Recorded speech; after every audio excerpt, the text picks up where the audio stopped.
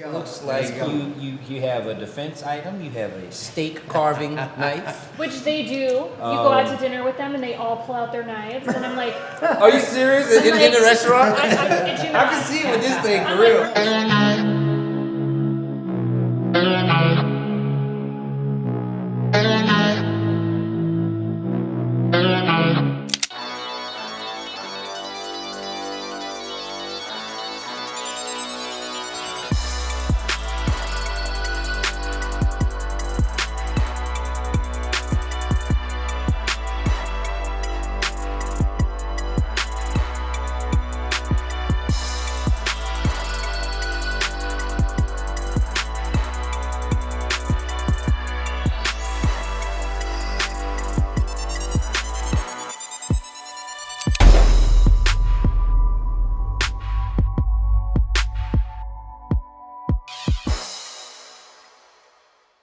What's up, Guns Out Nation? I'm John Keys. And I'm Shermichael Singleton. And today we're in Asheville, North Carolina to talk about what I like to call part of the big three.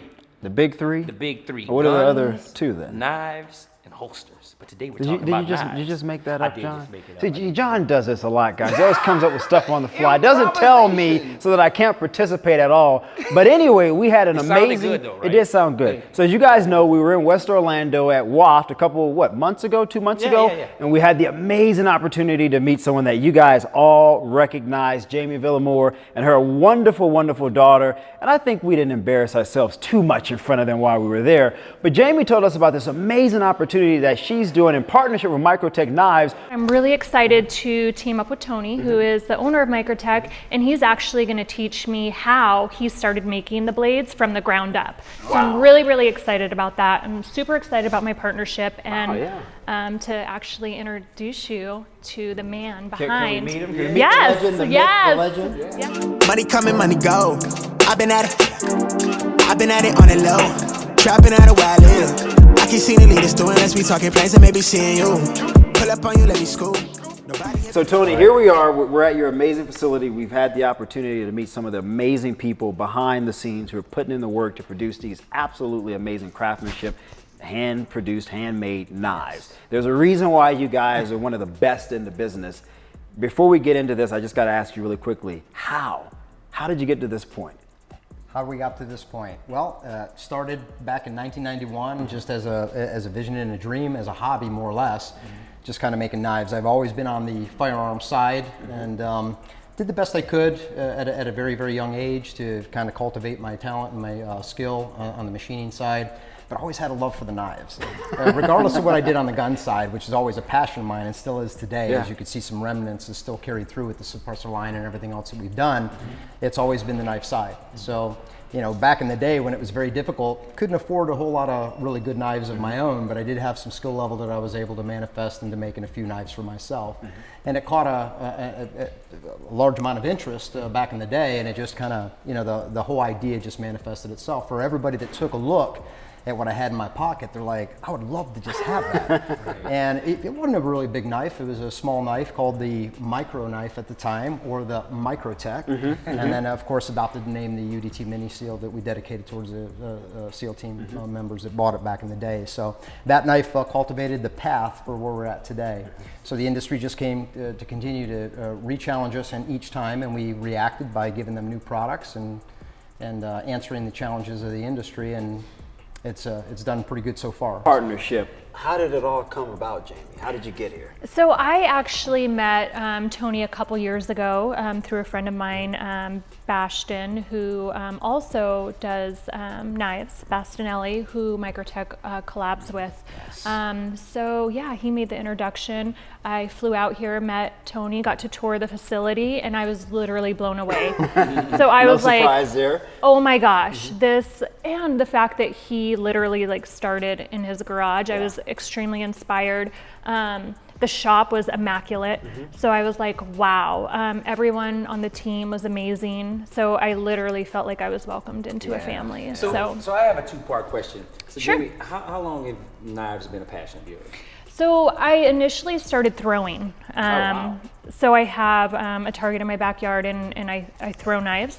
And then I met Bastion, who it was like the conceal carry, and I loved that it could be concealed, especially no matter what you're wearing, and it was easy for me to incorporate with my daughters, and I felt safe about it. And then I met Tony, which was completely next level, and there were just so many things that I had never seen. Like this is one that I carry like often, which is, I mean, it's, and then some of them are smaller, so I can literally, that's what I love about, Right. yeah, so there's just so many options, and then just meeting like everyone that have been like fans from day one that are actually collectors. So I'm definitely new, but I'm learning like every time I'm out here. So the second part of that question is, you know, what does a knife enthusiast draw on that makes them so passionate about knives? Because anytime I talk to someone that is a knife enthusiast, I mean, they go on about the grade of steel, the finish, the length, the sharpness, the edges, all these different things. And I think a lot of that is driven by our customers themselves. I mean, sometimes we hit a home run by just coming out with what we feel is good for the market, but we take that feedback from every aspect of every customer base that we can get. You know, some of it's a little unrealistic, but a lot of times they'll give us some great feedback that we can continue to articulate designs. You know, ergonomics, you know, what the actual purposes is, we're kind of a little bit purpose driven, but the challenge is what I like. You know, what drove MicroTech since 1993 is that user coming in and saying, man, if you could do something like this, you know, a knife that shoots out or out the front or folds or, you know, mostly automatics. I mean, it's always customer driven. You know, our thing that I learned very, very early on is no matter what we were going to make, most of the guys that mentored me into this business said, no matter what you make, you better just make sure that it's quality. So that was the mindset, you know, the edge sharpness, the, you know, just every aspect. People will critique it, and they still do today. So we're always looking for better ways to manufacture these goods. We're always on the cusp of looking at the most advanced materials that are possibly available. And but a lot of it is customer driven. You know, but even so, you know, what draws people to MicroTech, I think a lot of it is that human element. You know, I've met makers over the years. It's like, man, I love your stuff, but you're not so fun to work with, you know, or just the personality's not there. But you know what I mean? No, absolutely. You know, if you don't catch a good vibe from somebody that you're making a purchase from, it kills the whole buzz. No, it does. It does. So that's why, you know, a lot of people ask, they're like, hey, why are you at this event? I mean, your company is in the top, you know, top 10 in the world. You know, why are you here? It's because that personal element, you know, is important. If they could fall in love with our team and our crew and our story, they equally just fall in love with these products, and we listen. And you definitely fall in love with the team. We haven't met everyone. There's no doubt. But John, the folks we have met, man, this is amazing warm. people. I say, very warm. I say equally over the years. You know, we've had, you know, as with, you know, any company, you got to take chances with people because, you know, when we hire, it's like you can't just hire from a knife company. You know, we've had some of the best technicians and some of the best people that have manifested careers here that have come from different segments of the industry, whether it be gun related or IT or whichever. So, you know, our ability to be able to recruit and make a good mix of people, a diverse crowd, or not, you know, just a well-rounded crowd that has been able to bring so much talent to the table is what makes MicroTech that so much more alluring. Oh, listen, I fully believe that whenever we pulled up and I saw one of your newest hires, Little Fit Devil, come out, and I've seen a lot of her content, guys. If you ever seen any content, you check it out. But she does a lot of stuff on knives, and I've actually seen a lot of her stuff on knives. And to see you go that far, you're gonna hire an influencer to come in and bring that expertise and that fan base. You know, that's more feedback. That's more feedback for your loop to keep on making. She definitely has an expertise beyond just the knives, and so this is a part what Tony's talking about the procurement of bringing in very talented individuals from across the sector is what I think makes a successful company. I think so, 100%. it was amazing for me to come in yesterday, and she literally, I was like, I was in school for a few hours. So she literally was teaching me to the blade, to the where the screws are located, how to tell this one from that one. So to learn that from a woman was awesome. Empowering. So, we're all about empowerment here on Guns Out TV, guys. So John, I'm ready to check out some knives. Man, I'm ready to handle some knives. Can we get into this? Yes, let's do it. All right, let's go. All right. So you're watching this content because, John, clearly you believe in the Second Amendment, which is why we want you guys to support Gun Owners of America by going to gunowners.org. Please do. Gun Owners of America is in the trenches on every 2A argument, every 2A fight that's being had out there today, and God knows there's a lot of them. There are a lot of them, John. In fact, guys, GOA just recently won the suit to bring back bump stocks. Yeah, and that was significant in and of itself, but there's so much more work to be done. So please, go to gunowners.org and join. And you guys know for a fact that the Second Amendment is constantly under attack by individuals who want to restrict and limit that right for every American, regardless of your color, race, creed, or even sexual orientation, which is why you have to support organizations like GOA who are constantly in the courtrooms battling across this country to preserve that right, John, for all Americans. Absolutely. He said enough, man. Listen, gunowners.org. Go there. Let's go. And get some.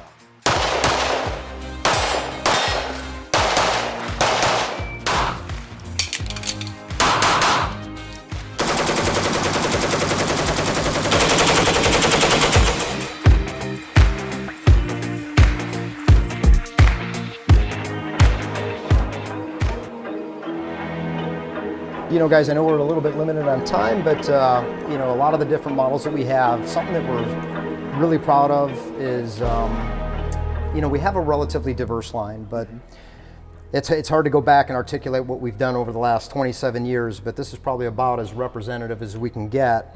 You know, everybody knows MicroTechs. You know, if they say, hey, what's your claim to fame? Switchblades. It's automatic knives has been our claim to fame. I mean, they you know, that's our thing. If they say it doesn't matter. That's a bad boy. Every movie, yeah. So, you know, yes, do we make some folding knives, some conventional pieces? We do make some fixed blades. We're even now, right now, we're diversifying into some, you know, garment wear. We've come up with a buckle system that's just incredible. You know, whether it be on a load bearing, it is. So, you know, we're branching out in a few different things, but I would say out of anything, you know, probably one of the earliest pattern designs that we have here that was introduced back in 1995 is what we consider our SOCOM. This newer model is the SOCOM Elite.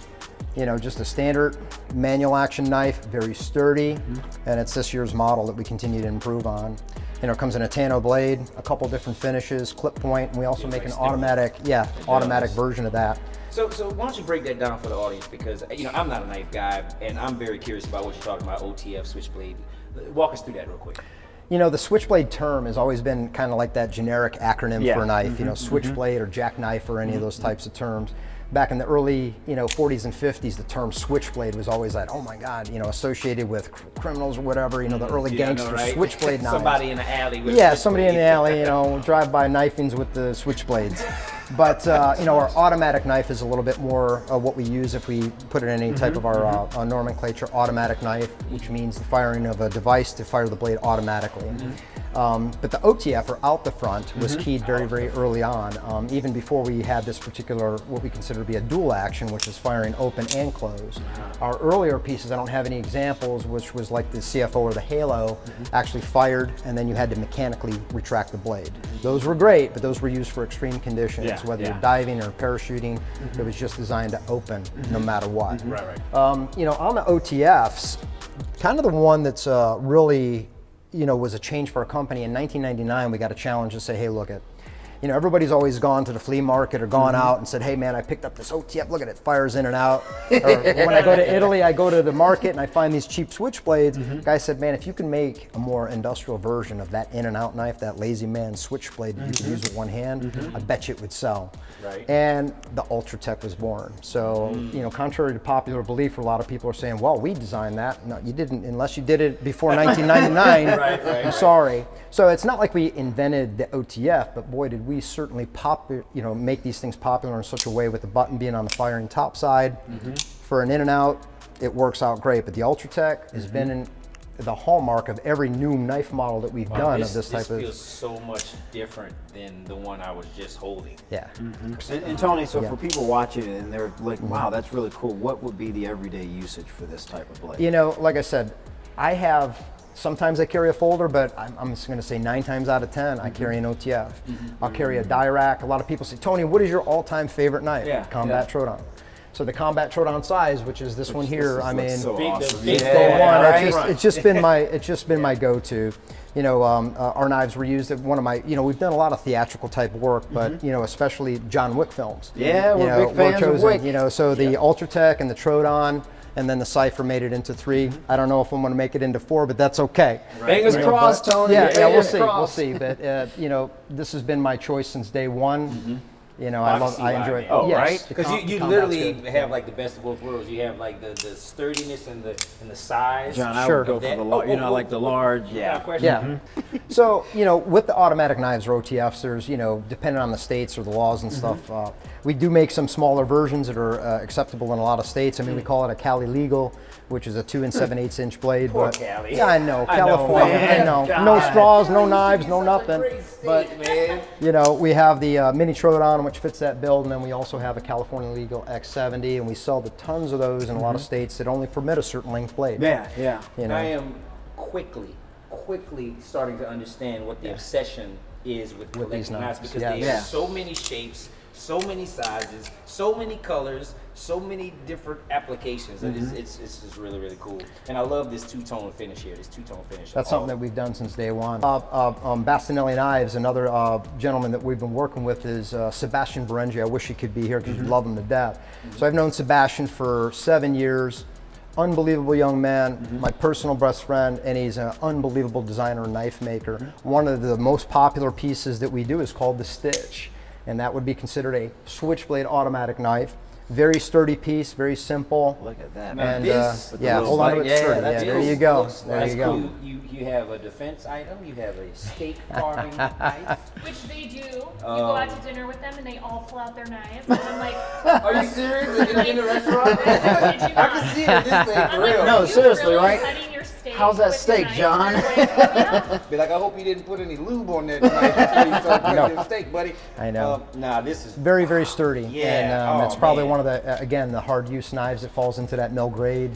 But just, again, just a lot of people say, well, they're military grade. It's not that. It's just that we use the absolute strongest, toughest materials. That you The guys coatings can that are on the find, outside yeah. are the same coatings that are done on a mil-spec M4. So we've, you know, a lot of stuff that we've learned out of the firearms industry is applied on these knives. And as far that's as what like makes it just- rusting or anything like that, Tony, talk us through that, because that's something I'm sure people are curious Corrosion is like anything else. I mean, when I go scuba diving or I go snorkeling or anything else, I always carry knives.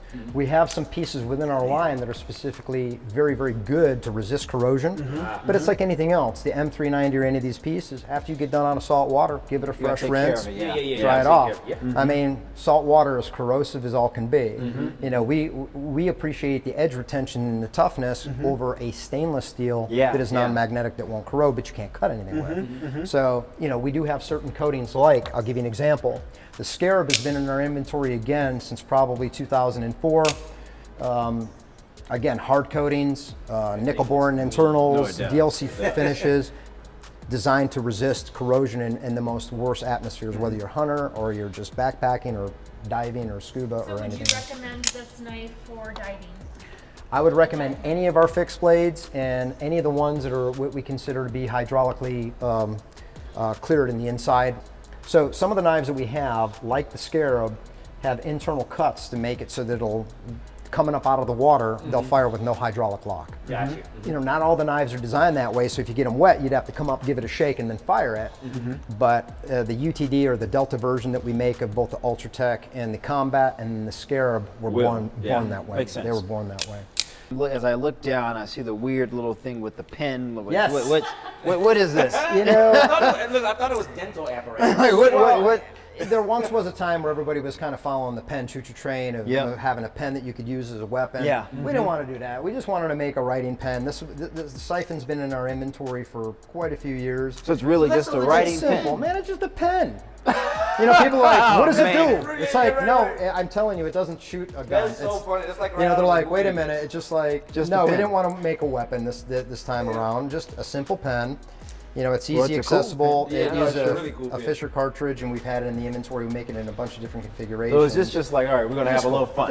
We have a little fun. Look at this. I mean, I feel like you can still use Also, that. when you buy your knife, buy your spouse a pin. This is cool. Or buy yourself a pin, okay? Yeah. And we have buy your spouse a knife. We actually have a couple new models coming out this year. That's really crazy, man. I thought it was like a blade or something on the inside. Everybody's like, what does it do? It's like, right. So what does that do? Oh, that's just a pin. It just looks so different. Because they're always expecting something geeked out from us. for It's just sure. like, could you put a 22 in there? It's like, So we can do it. You can do it, right? If you wanted to, you can do it. Shoot out at the end. We could. It's a lot of fun. So are you going to show us how to properly sharpen a knife while we're Yes. here? That would be we got to awesome. see that. You know, I did a tutorial just a little while ago because a lot of people ask, like, what angle do you sharpen at? I mean, that's all up on the a big geometry, question, yeah. How people can do it. You know, that's the tough thing about having extremely great alloys. And a lot of companies do. Don't get me wrong. A lot of the good companies out there do the best thing to get as good as a wear resistant. So we're looking at corrosion resistance, we're looking at edge retention and toughness. So, I mean, are there super alloys that go above and beyond? But yeah, I mean, how are you going to sharpen it when you get to that point? You know, that old adage, well, I want it to hold an edge forever, but I want it easy to sharpen is an oxymoron because if the steel resists abrasion, that means it holds an edge longer, but it'll also resist stones and resharpening. Right. So that's why we offer part of that service. A lot of neat gizmos and apparatuses out there for people to resharpen their knives, but for the average person, it's a little tricky. Yeah. All right, well, let's go ahead and get to the sharpening then. Let's do it. Let's do it. This is fun. Okay. Hey guys, I'm happy to say we heard your messages, mostly Shermichael, because I you're did. messaging him, that we needed to restock some gear in the Guns Out store, so we have the limited edition 9-line OG Guns Out t-shirts. They are finally here and they are selling out fast. So you have to go on Instagram, our website, anywhere on social media, Guns Out TV, and buy one for yourself or your spouse. Absolutely, we got crops. And we have tanks, and who doesn't like a nice tank? So, go to the site, go to the social media, and get some shirts. No, that John, is. you're supposed to say, let's go. Get and then I'm some supposed to- shirts. Are you going to take my part, or are you going to use your line and let me Let's use go. my line and get some?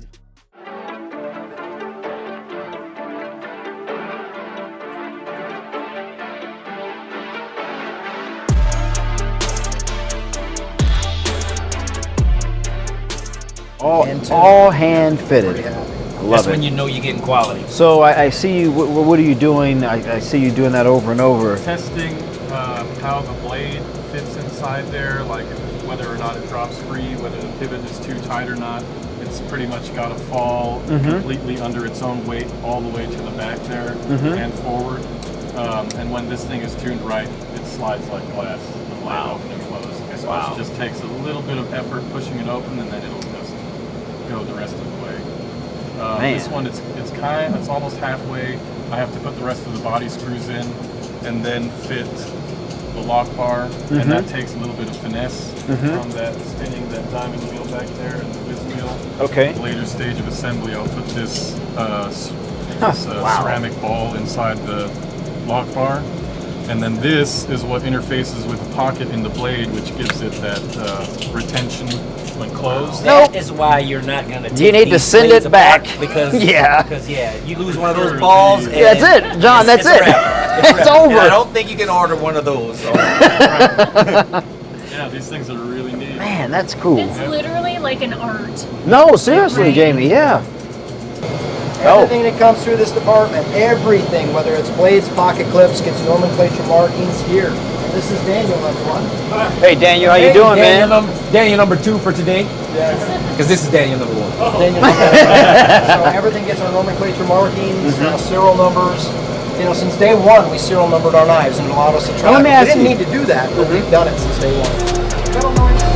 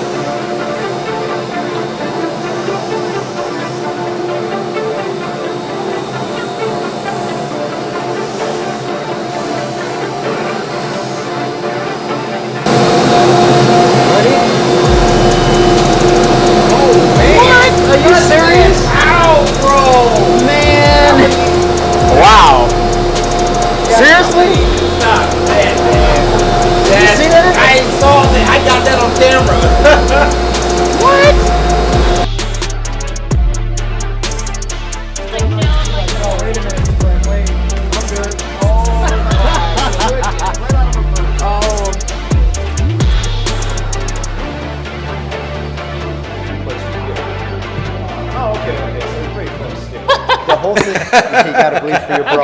Okay. All right. The whole idea, the premise behind this is a gift of the knife is if I get a little bit of blood from you, the knife will serve you and never harm you. Oh, then I got then. Yeah, I got And I'm it. from Don't you Louisiana. love We're that? superstitious. You're We got to supposed do get this. something in return. It could be a coin, it could be a penny, it could be a dime. Nothing big. You return that, and I keep those. Okay. Keeps them. I never spend them. All right. Well, So, here we go. What do you got? You ready? Yep. Oh man. There we go. Just enough. Man, you don't even feel it. That's how sharp this thing is. Gee whiz. I've dug a few people though. Ready? Look at his face. Oh man. There we go. I'm a little tougher. Damn. I'm a little tougher than Shermichael, y'all. There we Oh, That's a lot Yeah, more. though. cuz. Yeah, cuz. Yeah, look, I have a little spot and you have a lot. wait, are you gonna stab me again? Got more blood. Got more blood in my body, boy. go. If you don't want this knife, I can put it back in the case. Stab me. I can do any finger. Okay, let's do this one. That's your trigger fingers. Okay. We're gonna Yeah, preserve good that. call, good call. Oh. Well, Here we go.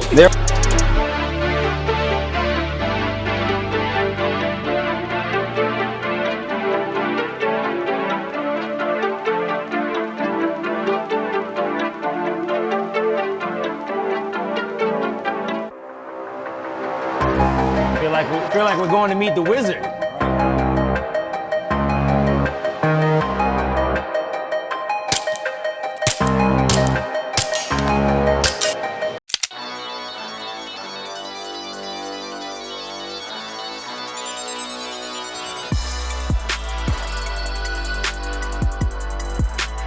Hey guys, so if you liked this video, like it, share it, comment, and also make sure you hit that notifications bell to be made aware of new and upcoming episodes. All that stuff he just said, plus go over to gunsoutTV.com, check out the Guns Out store, and also we have a donate button. So if you want to help us out making new content all across the country, share a little love. A little bit, a little Just bit. a little bit. And make sure you follow us guys on Facebook, Twitter, and Instagram to stay tuned to what we're doing because there's a lot of exciting things that are coming your way and we want to keep you guys up to date. Also, sign up for our newsletter on our website. We give away stuff sometimes. We do? Well, you paying for it. That's the way it is, guys. Let's go. And get some. All right.